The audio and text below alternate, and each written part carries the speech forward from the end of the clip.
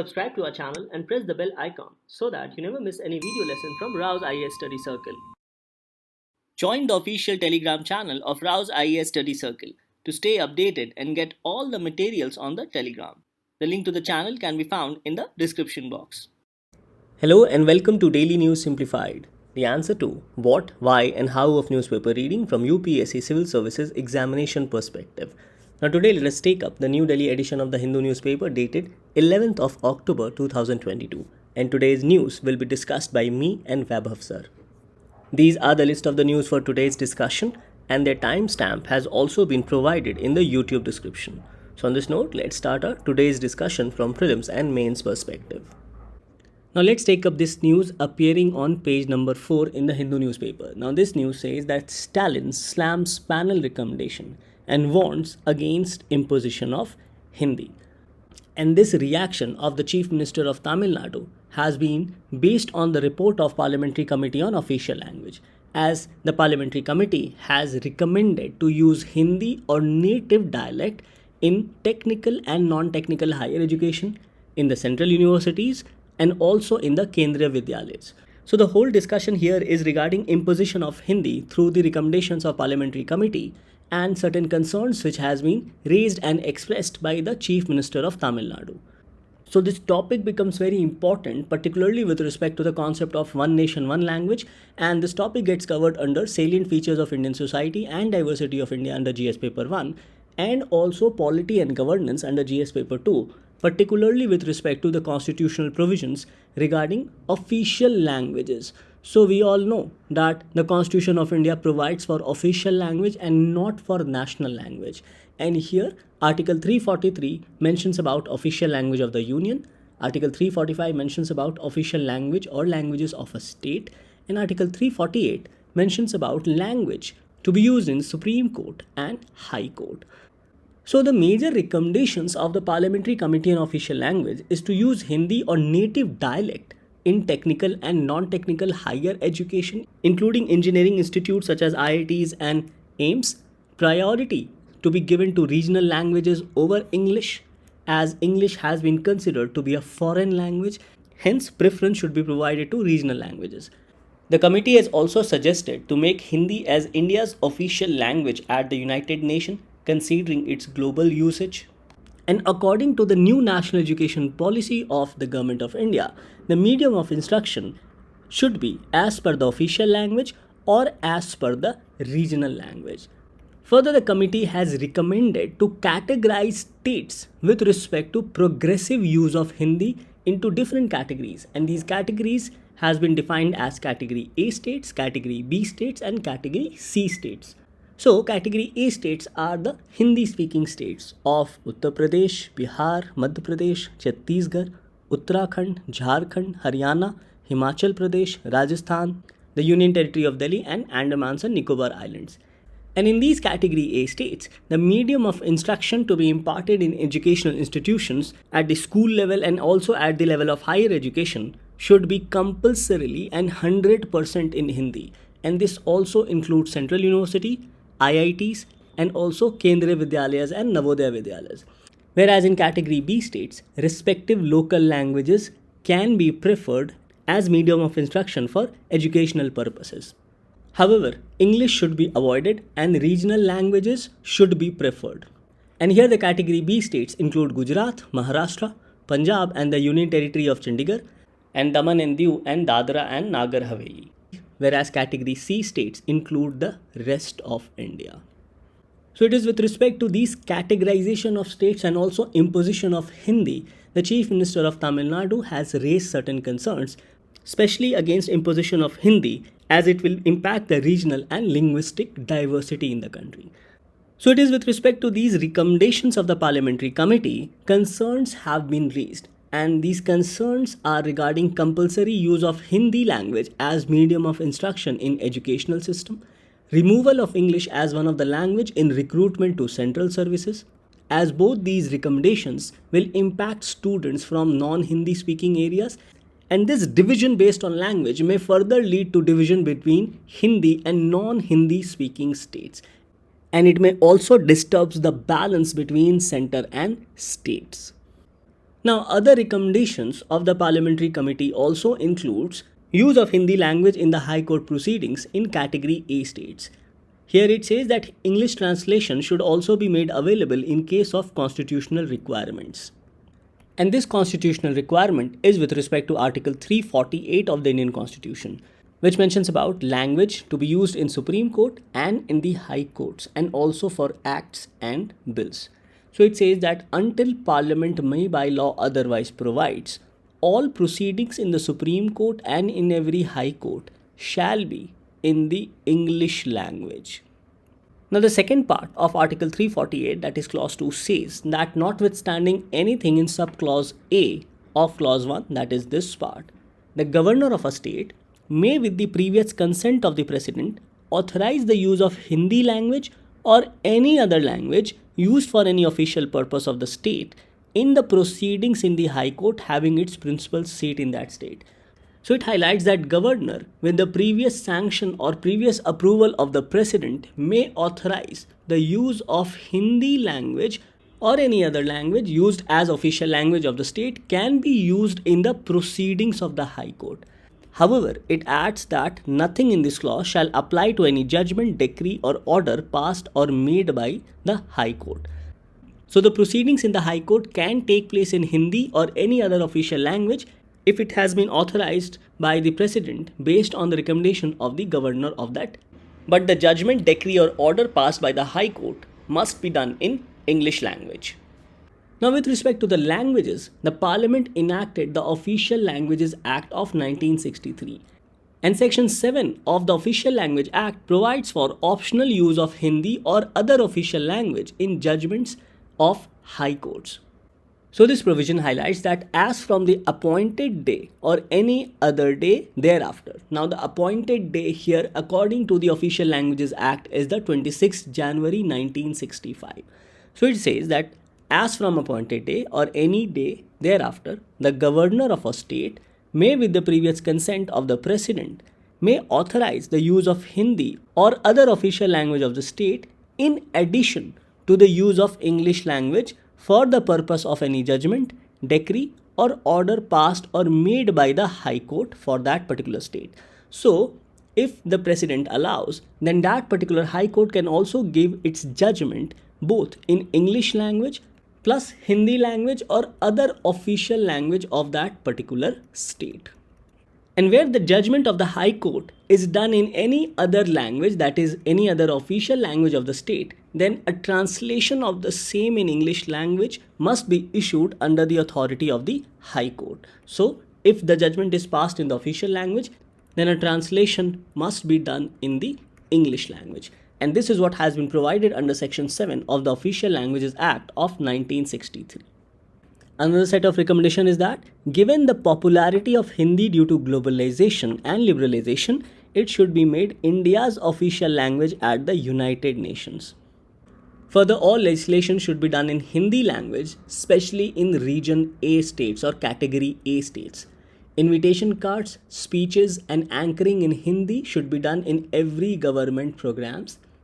The recommendation also suggested to ensure training and training material is provided in Hindi medium in institutions where Hindi is not available. And in case it is obligatory, then there should be use of mixed language. The recommendations also mentions about use of Hindi in embassies. So it says that regular report pertaining to work done in Hindi should be from embassies or missions and organizations in foreign countries. And if Hindi posts remain unfilled for more than 3 years, the head of the organization should be held responsible, and this should be recorded in annual performance assessment report of the particular official. So these are some of the other recommendations of the Parliamentary Committee with respect to Hindi. And this Parliamentary Committee on Official Language is chaired by the Home Minister of India. So after going through some of the recommendations and also certain concerns which has been raised by the Chief Minister of Tamil Nadu, let us also go through the constitutional provision with respect to official language of the Union and states. Now, Part 17 of the Indian Constitution provides for official language, and Article 343 mentions about official language of the Union. So it says that official language of the Union shall be Hindi in Devanagari script, and the form of numerals to be used for official purposes of the Union shall be the international form of Indian numerals.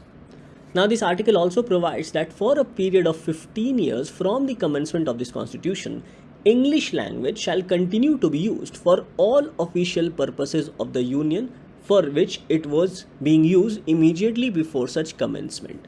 So, for the first 15 years after the commencement of this constitution, English was to be used for official purposes.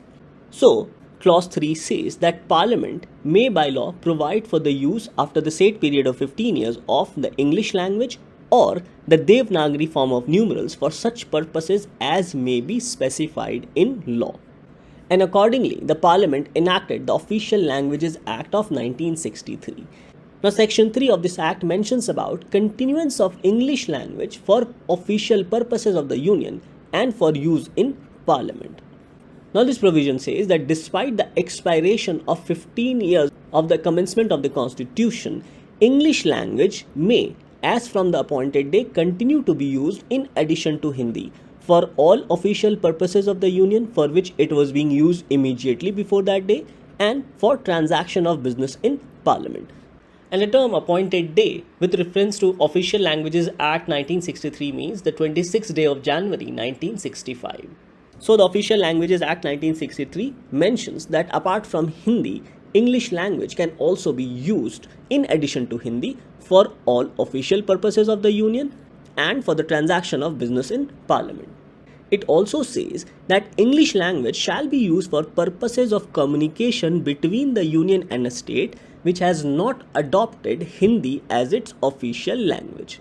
So for those states who have not adopted Hindi as their official language, for them the Union shall communicate with such states in the English language. Now, Article 345 of the Indian Constitution mentions about official language or languages of a state. Now, it says that the legislature of a state may by law adopt any one or more of the languages in use in the state or Hindi as the language or languages to be used for all or any of the official purposes of that state. So, any state can use either Hindi or any other language which is used in that state for its official purpose. And the state can also make a law for this particular purpose. Now, this provision also says that until the legislature of the state otherwise provides by law, that is, designates any other language as the official language of the state, English language shall continue to be used for those official purposes within the state for which it was being used immediately before the commencement of this constitution. Nevertheless, Article 343 mentions about the fact that official language of the Union shall be Hindi in Devanagari script. So these are some of the important constitutional provisions with respect to official language. Now, according to the census of 2011, Hindi is being spoken by 52,83,47,193 Indians, which forms 43.63% of the Indian population. So with respect to using one language throughout the India as a language of communication, the benefits can be: it serves the idea of one nation, one language policy. It is used by majority of the population as it is used by 43.63% of the Indian population. It serves as a link language for communication purposes, and use of Hindi overall also strengthens the unity of India, which has diverse language and culture. So these can be said to be some of the benefits with respect to using one language throughout the country as an official language. However, there are certain constraints as well. The first concern is that only use of Hindi does not represent India's linguistic diversity. Next, use of Hindi will make official communication difficult, especially for states not using Hindi as official language. The idea of a national language is not supported by the Constitution. Hindi is not the mother tongue of majority of Indians. Further, it also constrains the federal rights of states as per Article 345 or 347 to compulsorily make Hindi as their official language for communication purpose. Imposition of Hindi throughout India may lead to further protest in non-Hindi speaking states. So these can be said to be some of the concerns with respect to imposition of Hindi as a communication language for the entire country. Now here Article 347 mentions that if a substantial population of a state desires that any particular language shall be recognized by that state, then such state shall officially recognize that particular language. So it says that on a demand being made in this particular behalf, that is granting official recognition to a particular language, the president may, if he is satisfied that substantial proportion of the population of a state desire the use of any language spoken by them to be recognized by the state, then the president may direct that such language shall also be officially recognized throughout that state or any part thereof for such purpose as the president may specify. So if any sizable population of a state speaks a particular language, then that language can also be recognized as the official language by the state. Now this has been provided under Article 347 of the Indian Constitution. So it is important to preserve the linguistic diversity of India. And in this regard, Article 29 also becomes important, which provides for cultural and educational rights. So it mentions about protection of interest of minorities. It says that any section of the citizens residing in the territory of India or any part thereof having a distinct language, a distinct script or culture of its own shall have the right to conserve the same. Further, it says that no citizen shall be denied admission into any educational institution maintained by the state or receiving aid out of state funds on grounds of religion, race, caste, language, or any of them.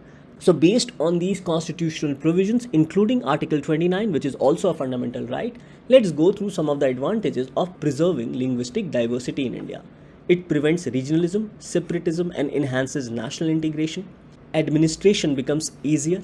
Preserving linguistic diversity ensures access to education in mother tongue.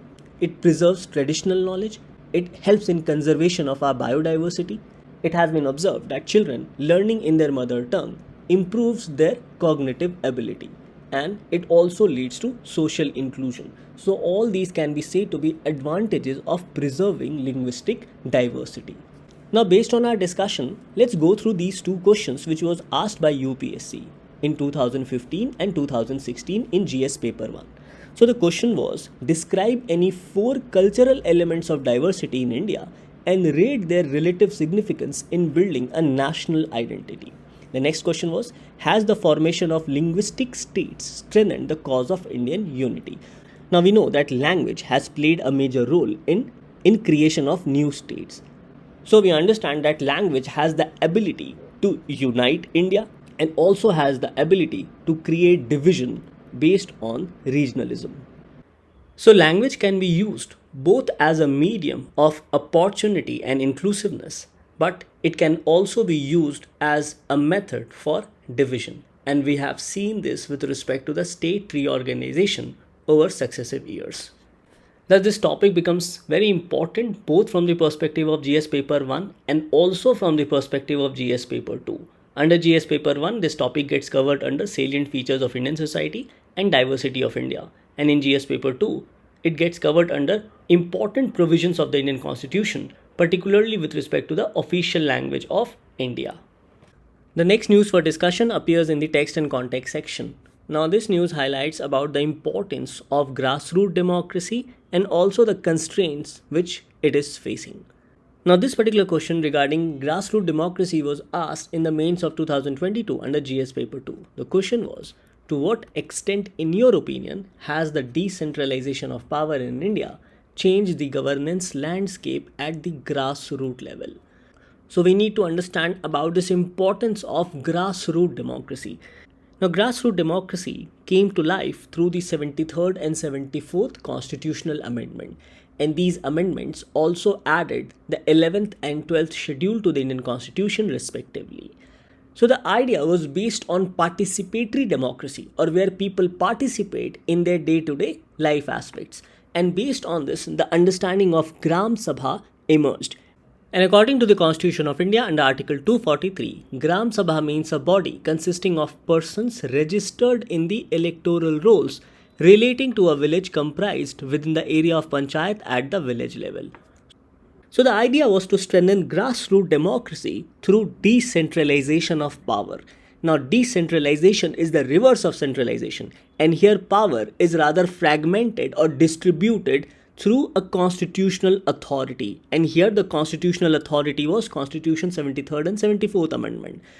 So under decentralization, there is a transfer of power, or there is a constitutional transfer of power and responsibilities from a higher authority to a lower authority. And here power was transferred from state government to panchayats and municipalities as a part of local institution. So this was envisaged through the decentralization of power, which was mandated through the Constitution 73rd and 74th Amendment. Now, one of the major concerns with respect to the functioning of local authority or local institution is that decentralization, which was envisaged through the 73rd and 74th Amendment, has rather resulted into delegation of power. Now, delegation is not equivalent to decentralization, because under delegation, there is no constitutional or even legal transfer of power from a higher authority to a lower authority. It is rather assigning of work from a superior or a senior to his junior officer. So here basically the higher authority allows the lower authority to function on his or her behalf. But as such, there is no constitutional law or a statutory law authorizing this delegation. So this delegated power can be said to be a derived authority and not a right based on any law or rules. And here, right is enjoyed by the lower officer or a junior officer at the pleasure of the senior officer. So conversion of this idea of decentralization of power into delegation of power has been one of the major concerns with respect to the functioning of institutions at grassroots levels. So when we talk about decentralization of power, here basically lower authorities are prescribed functions under the law. For example, Gram Sabha has its own sets of powers, functions and also duties, as it ensures collective effort of all the adults who are registered in the electoral rolls of the particular villages. Now when we talk about decentralization, there are two kinds of decentralization. One is democratic decentralization and the other is administrative decentralization. And administrative decentralization is also referred as devolution. So let us understand this concept also before looking into other concerns or constraints in the functioning of grassroots institutions in India. So first and foremost, the democratic decentralization is a wider concept as compared to administrative decentralization. And democratic decentralization envisages associations of more people with government at all levels, be it at national level, regional level or local level. And democratic decentralization stands for people's right to initiate their own projects for local well-being and the power to execute and operate them in an autonomous manner. Whereas when we talk about administrative decentralization, this originated with respect to implementation of various projects. So it says that it originated in the need for efficiency in terms of initiative, performance and speed of administrative personnel, particularly at lower level. And administrative decentralization means the right to freedom of implementing projects, and it also involves the right of administrative personnel to do associated planning. And devolution is a type of administrative decentralization.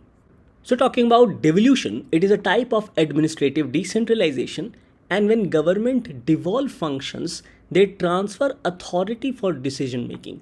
So even in devolution, which is a type of administrative decentralization, there is transfer of authority from a higher government to a lower institution. And this transfer of authority takes place for the purpose of decision making, for devolution of finance, for the managerial practices and also to quasi-autonomous units of local government with corporate status. It further says that devolution usually transfer responsibilities for services to municipalities that elect their own mayors and councils, raise their own revenues, and have independent authority to make investment decisions. And in a devolved system, local governments have clear and legally recognized geographical boundaries over which they exercise authority and within which they perform public functions. So even devolution is different from delegation of power. And if you look at the syllabus provided under GS paper 2, it talks about devolution of powers and finances till the local level. So this is what the syllabus of UPSC prescribes. So in this context, you need to understand the meaning and differences with respect to devolution of power, decentralization, and also delegation of power. Another constraints which has been highlighted in this article and also with respect to functioning of grassroots institutions is regarding their inability to raise revenue either through tax or through other mechanisms. So the point highlighted here is weak internal resource generation at local levels through tax and non-tax revenue. Since the local institutions are not able to raise their own set of revenues, hence their operational and other needs are hardly fulfilled. And this also acts as a major constraint in their functioning. Now another point highlighted here is non-observance of principle of subsidiarity. Now subsidiarity means if a work can be performed at a lower level, then such work should not be centralized or performed at a higher level. So regarding subsidiarity, it says that non-observance of the principle of subsidiarity leads to centralization of work. So those kind of work which could have been done at the lower level is being centralized and done at the higher level. So this also acts as one of the major concerns. Other concerns highlighted are irregular meetings of Gram Sabha and also lack of legal backing for social audit of schemes of state government. So these can be said to be some of the major concerns with respect to functioning of grassroots institutions. And even the Second Administrative Reform Commission has supported this core principle of decentralization, whereby it has suggested the application of the principle of subsidiarity in the context of decentralization. It has suggested clear delineation of functions of local governments with respect to the state governments and also among different tiers of local governments. Further, the second ARC has suggested effective devolution of these functions and resources, which is to be accompanied by capacity building and accountability of the local institutions.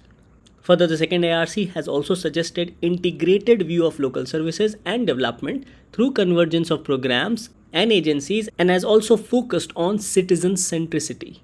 Further, the second ARC has also suggested for effective devolution in financial terms and convergence of services for the citizens as well as citizen-centric governance structures. Now this news in particular highlights that according to the 14th Finance Commission's report, states have devolved powers with 5 core functionalities.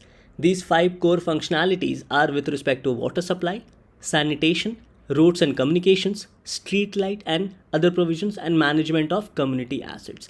Now, despite this devolution of power regarding these 5 core aspects, still there are certain constraints, especially with respect to the design of funding streams or flow of fund from higher authority to lower authority. So the other constraints highlighted here is regarding inadequate amount of money which is set aside for local governments.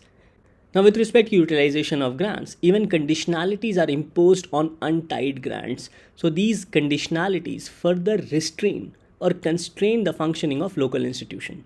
Further, there is lack of effort and investment to make local institutions able to raise their own set of tax and non-tax revenue. There is lack of human resource and dedicated staff who work solely for the local institutions. Staffs are appointed by the central and state government. Hence, they do not feel responsible to the local authorities. And local institutions are used to implement central and state government welfare schemes. Now, this further burdens the staffs of local institutions. So the question is as to what needs to be done. First and foremost, Gram Sabha needs to be strengthened and should be made more meaningful through better participation of people. And here technology and social media can be brought into good use for meaningful participation of the people so that they can give their opinion about various aspects of the village. The next point highlighted is to strengthen the organizational structures at local institutions, particularly of the panchayats and municipalities, and also to improve revenue generation ability of the local institutions. And it is in this backdrop the recommendations of 15th Finance Commission becomes very important. It has suggested distribution of grants between rural and urban local bodies in the ratio of 67.5 is to 32.5, and this should be done to all tiers in the panchayat and municipalities. And the purpose here is to create durable community assets, improve overall functioning and provide employment opportunities to the local people. It has recommended to give grants to the 5th and 6th schedule areas and also cantonment boards. Special focus to be on districts having higher concentration of scheduled caste and scheduled tribe population, to provide tight grants to rural local bodies so that they can improve their sanitation in order to ensure open defecation free status, to ensure supply of drinking water, rainwater harvesting and water recycling. Further, the Commission has also recommended tied grants to be allocated to urban local bodies over and above the central sponsored scheme. And this is to be done for drinking water, including rainwater harvesting and recycling and solid waste management.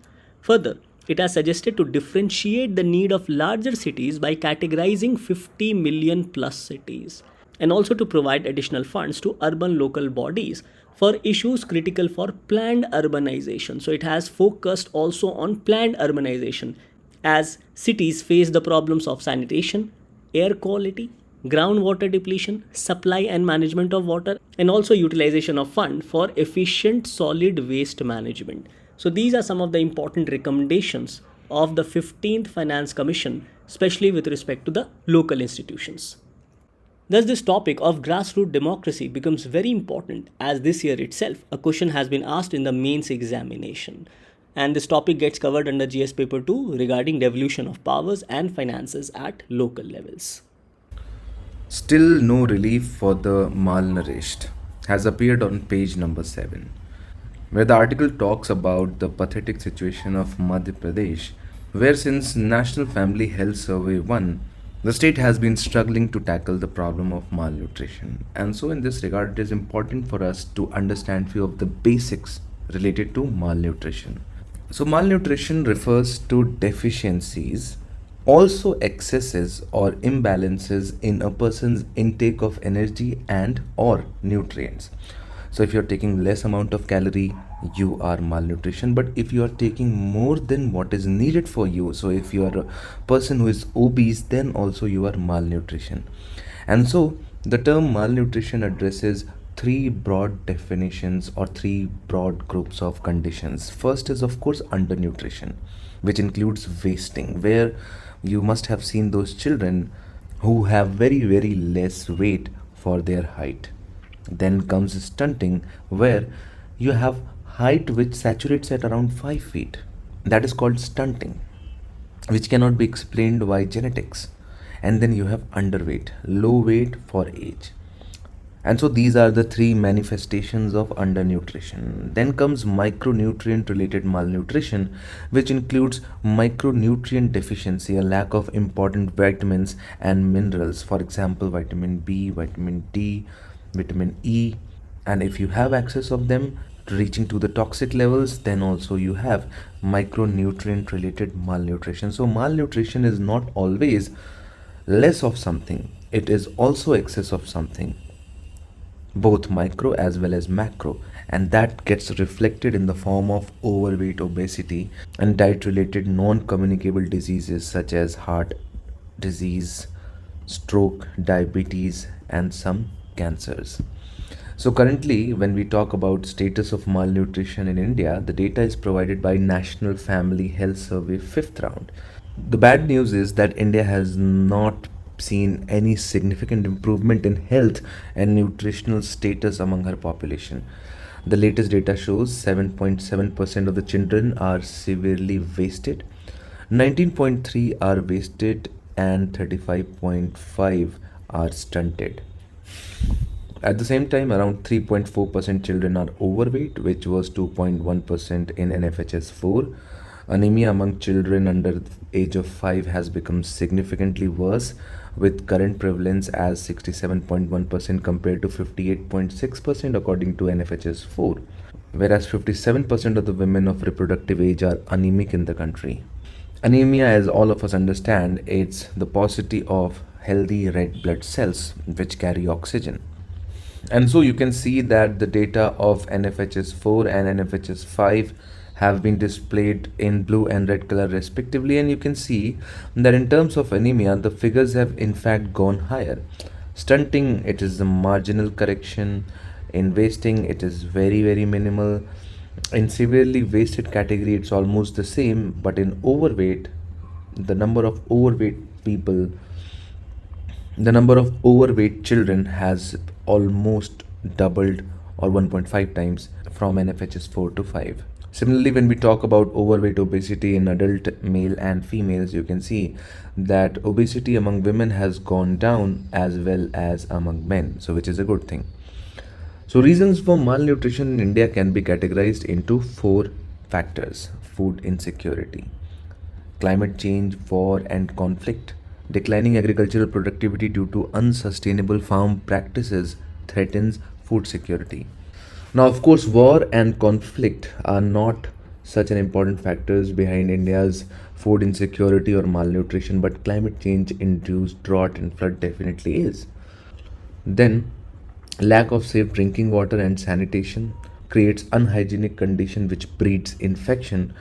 Perpetual and continuous reinfections reduces the ability of the stomach to absorb nutrients from the food. Lack of dietary diversity due to food inflation, changing dietary patterns, monocropping results in micronutrient deficiency, and finally inefficiencies in public distribution system like leakages, inclusion and exclusion errors, inadequate coverage of migrants are also some of the factors. And hence, government has initiated National Food Security Act with the objective to provide for food and nutritional security in human life cycle approach by ensuring access to adequate quantity of quality food at affordable prices to people to live a life of dignity. The act also has a special focus on the nutritional support to women and children. Then we have midday meal scheme or midday meal program. It is the world's largest school feeding program, reaching out to about 12 crore children across the country. The program aims to enhancing enrollment, retention and attendance and simultaneously improving nutritional levels among children. Then we have public distribution system. It plays an important role in the provision of food security. The PDS in India is perhaps the largest distribution network of its type in the world. And then finally you have Antyodaya Anna Yojana, which contemplates identification of 1 crore poorest of the poor families from amongst the BPL families covered under TPDS within the states and providing them food grains at a highly subsidized rate. Government has also been running Poshan Abhiyan, which aims to reduce malnutrition through a life cycle concept, adopting a synergized and result-oriented approach. Implemented by the Ministry of Women and Child Development, the target of the mission is to bring down stunting in children between the age of 0 to 6 years from 38 to 25% by 2022. It also aims to reduce anemia among women and adolescent girls in the age group of 15 to 49 years and reduce low birth weight. So the last news that we have taken for today has appeared on page number 15. FedEx chair Ben Bernanke shares Nobel with two other US economists. So this year's laureates in economic sciences are Ben Bernanke, Douglas Diamond and Philip Debwick. Because of their works have significantly improved our understanding of the role of banks in the economy, particularly during financial crisis. An important finding in their research is why avoiding bank collapse is vital.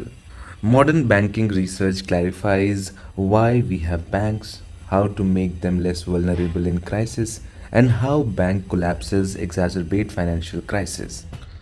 The foundations of this research were laid by Ben Bernanke, Douglas Diamond, and Philip Debwick in 1980s. Their analyses have been of great practical importance in regulating financial markets and dealing with financial crises. For the economy to function, savings must be channeled to investments. However, there is a conflict over there. Savers want instant access to their money in case of unexpected outlays, while businesses and homeowners need to know they will not be forced to repay their loans prematurely. In their theory, Diamond and Debwick show how banks offer an optimal solution to this problem. By acting as intermediaries that accept deposits from many savers, banks can allow depositors to access their money when they wish, while also offering long term loans to borrowers. However, their analysis also showed how the combination of these two activities makes banks vulnerable to rumors about their imminent collapse. If a large number of savers simultaneously run to bank to withdraw their money, the rumor may become a self-fulfilling prophecy. A bank run occurs and the bank collapses. These dangerous dynamics can be prevented through the government providing deposit insurance and acting as a lender of last resort to banks. And so the work of Mr. Diamond has demonstrated how banks perform another socially important function. As intermediaries between many savers and borrowers, banks are better suited to assessing borrowers' creditworthiness and ensuring that loans are used for good investments. While Ben Bernanke analyzed the Great Depression of 1930s, the worst economic crisis in the modern history, among other things, he showed how bank runs were a decisive factor in crisis becoming so deep and prolonged. When the bank collapsed, valuable information about the borrowers was lost and could not be recreated quickly. Society's ability to channel savings to productive investment was thus very severely diminished. And so the laureates inside have improved our ability to avoid both serious crises and expensive bailouts, and hence justifying the Nobel Prize in Economic Sciences.